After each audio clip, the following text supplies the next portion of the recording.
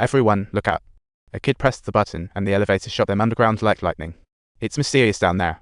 Xiaofen looked left and right, feeling out of place. It was time to meet her two friends.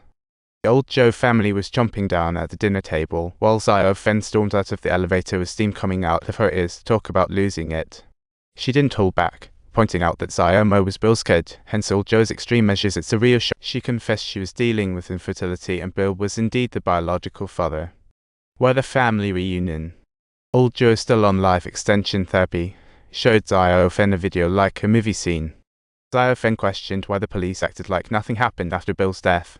Were they putting on a show? Old Zhou sighed and led Xiaofen to a secret room, revealing the truth behind why the police hadn't disturbed them. The suspense deepens.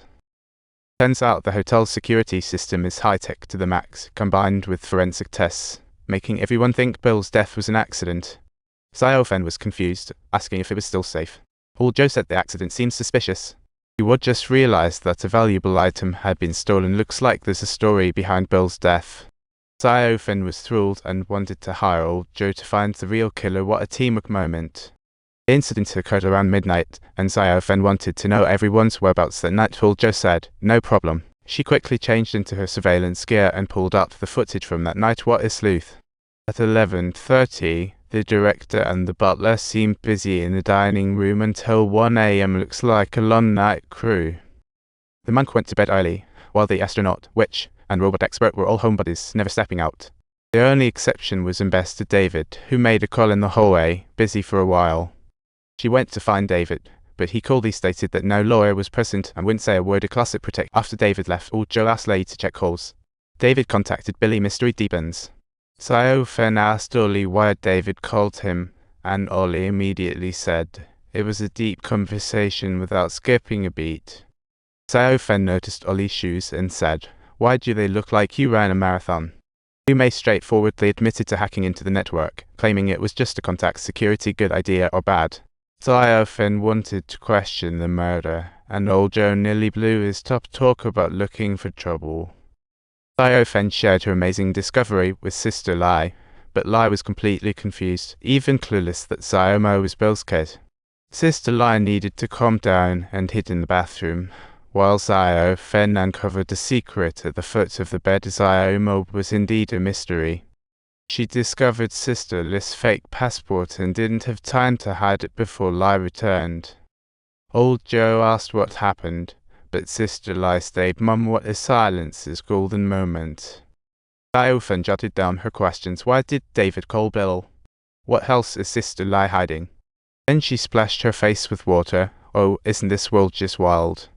Suddenly, there was a knocking sound at the door, and to one's surprise, it was the waiter delivering food, and to see that Xiaofen had only ordered a single pack of cereal. What an extremely frugal person indeed.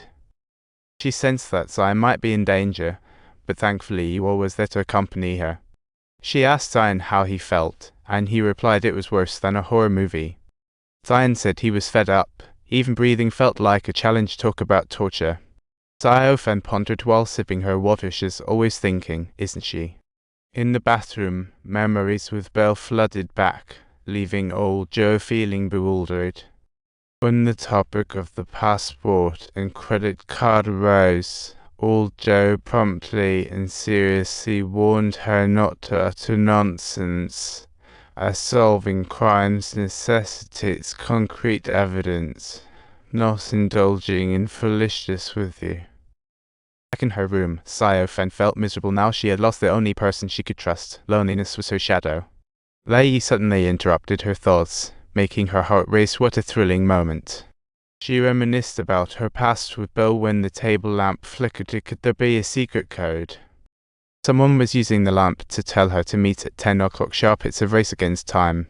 Xiaofen glanced at the time and thought, wow, it's already 9:50, better hurry up.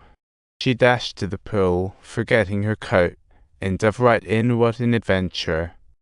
The underwater world was eerily quiet until, seconds later, the cap was suddenly shut. What a close call.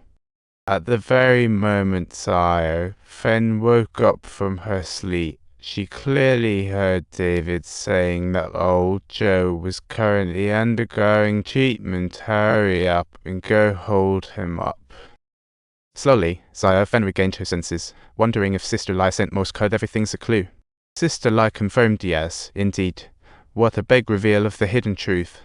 Fake passport issue surfaced, and Sister Lai sat on the bed saying the truth lies with David. Everyone else is dead. Sister Lai said all who knew the truth had left, except David and Xiao Fen, but Xiao Fen questioned. Old Joe actually cared a lot for Xiao Mo, but things got way more complicated. This plot twist is unbelievable. Xiao must be strictly monitored, and Old Joe almost wanted to lock her up. It's like guarding against a thief gone overboard. Old Joe had a deep affection for Xiao Mo, but things seemed off. Stay tuned for more thrilling twists ahead. If you like the story, don't forget to subscribe.